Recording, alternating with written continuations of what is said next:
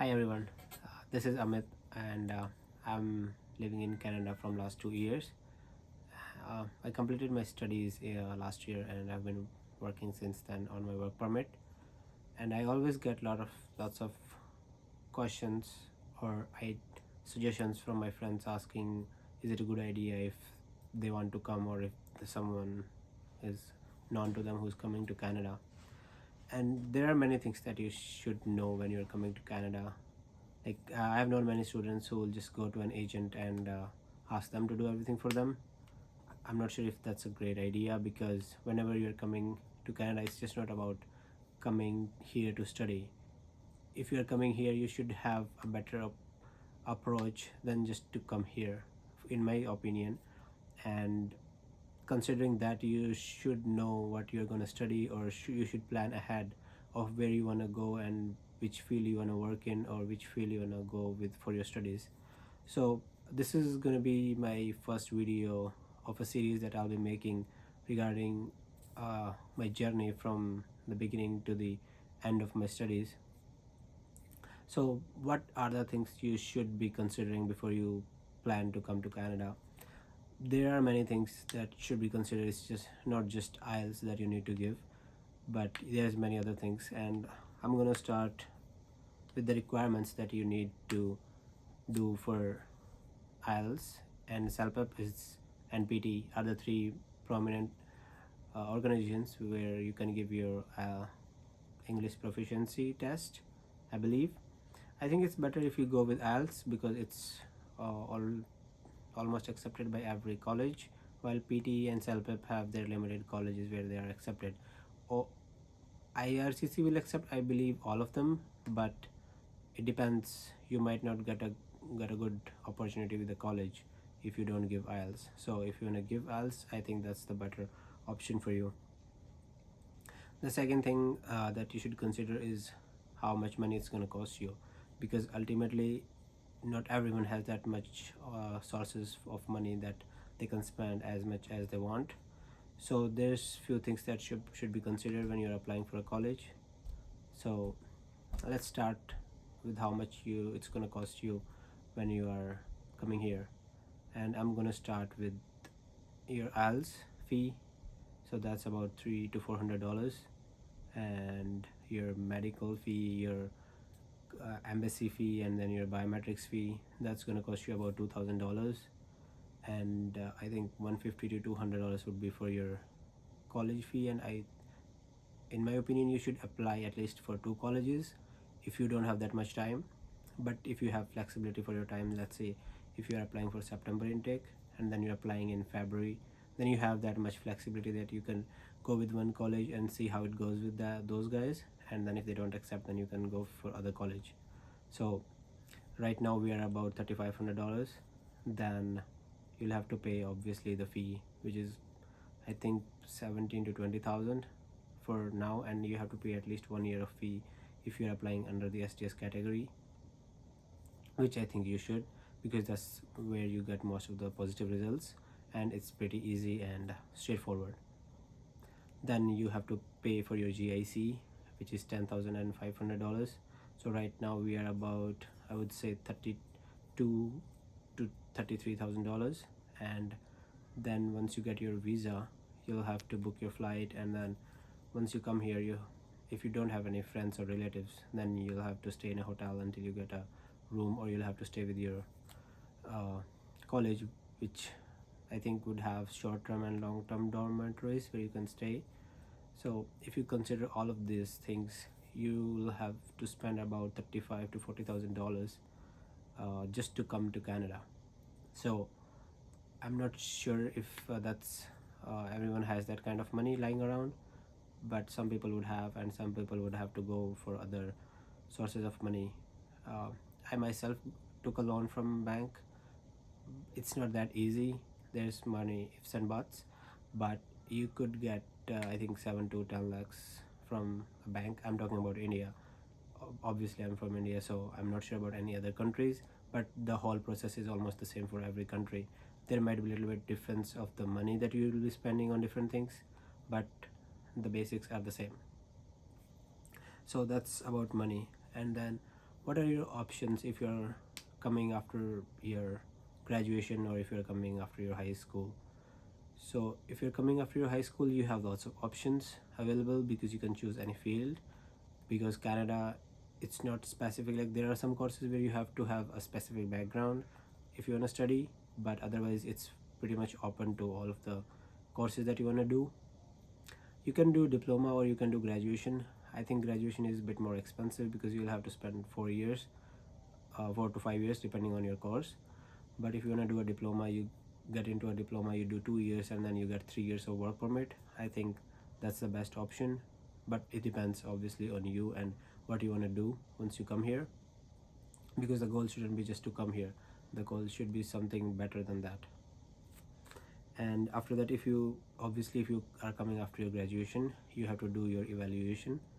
uh, I'm not sure if everyone knows about that, but there are many organizations. One, WES, is one of the organizations who would evaluate your graduation in India, and then they'll compare it with the education they give it in Canada, and then they will say if it's your 4 years graduation is valid here or not. So I think it's a better idea to do it. You have to do it ultimately if you want to apply for PR, then you will have to do it eventually. So it's better to just spend that $300 to $400 right away when you're applying for your, because you can show that to your college that, oh, you already completed your graduation and that's valid, like that's for 4 years. And the same in Canada, that you completed in your country, doesn't matter if it's from India or somewhere else. So even after graduation, if you want to study masters, it's easier to get into masters for some of the courses, but it's not so much for all of them because there's so many ifs and buts. uh, I'm not sure, I won't give any suggestions, but I think it's the best option would be to choose a place where you want to go and then see a college website or a university website. I think university is the best option if you want to do masters, because colleges, they don't provide you with that options. You could do a diploma or a certification from a college, but you choose a university and then you go to their website and then they'll tell you the process of how they choose students for masters. It's a bit lengthy and difficult process, not everyone gets into that, but diploma and certificate are the best two options for anyone who's planning to come to Canada on a study permit. And then after you give your IELTS exam and then you're waiting for your results, what I did in that time is I did a bit of research of what field I want to go to, because I did my graduation from India in agriculture. So I had to find a course which is similar to the course that I did in India, so that I would not have to explain it to the embassy or the visa officer that why am I choosing a different course and I'm trying to go to a different field while I did agriculture in India. Agriculture is not a major job opportunity in Canada because they don't have much agriculture, especially when it's cold. But there are other options related to agriculture which are not directly about farming, but there are other options where you could go if you have an agriculture background. One of them is like doing vegetation evaluation or doing environmental monitoring, or which is the similar stuff I'm doing. So there are options which are not directly related to your course, so you could choose them too. It will be easier to explain when you are applying your file and you're submitting your SOP. So what where you can do a bit of research is, one is Study Abroad and one is Masters Portal, but there are many other websites. You can just go on Google and search. There are lots and lots of websites. Ontario even has their own website where you can search all the colleges and universities and you can apply from one portal. I'll link that in the description. So you just create a profile on that portal, and from there you can submit your files to every college. You don't have to create a different profile and submit to all of them separately. You can just apply from one portal. So, and I think Alberta has one too. If I find that one, I'll link that one too, uh, making it easier. And now the last part comes to applying your file. So when you're submitting your application, there are many students who I know who would just go to an agent. If you don't really have any idea, then I think it's a good idea to go to an agent. But if you are coming to Canada, you are spending a lot of money, and you will be here alone, so you want to be self-dependent when you are choosing a college. So just don't trust anyone blindly. uh, there are many other, I think IDP is one of the organizations, and Canam, I believe, in India. They would like give you a good suggestion. They don't charge any fee, so you could go and consult any of the consultancies. I think they have their toll-free number and a website where you could go and submit your details. They'll probably give you a call back. I think that's the best option, instead of just going to an agent and asking them to choose a college for you. You go to an agent with the information that, oh, this is in my mind, and this is the college I want to go to. Can you apply it for me? That way you know that which college you are going to, instead of just going blindly to some other places. Because I have met some of students in our college that they didn't even know which campus they were going to, because our college has two campuses, and they didn't even know which campus they are going to. They went to a different campus, and then they were told that, oh, this is not your campus. So that happens to some of the students. So that's why I'm saying that it's better to do your research and get an agent who gives you what you want, instead of giving you what they want.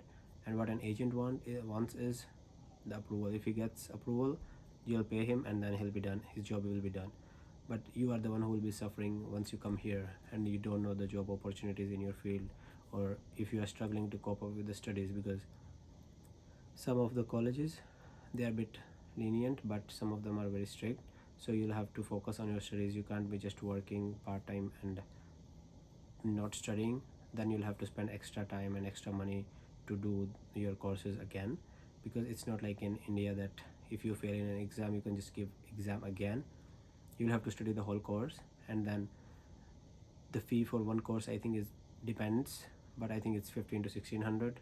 It would vary depending on the course and the credit and the college. But I think it's just better if you focus on your studies a little bit and do less work, so that you don't have to do that course again, because you have to pay the fee, and then you wasted 3-4 months doing that once, and then you have to do it all over again. So that was my video regarding the 2 or 3 steps, like the first steps that you should consider.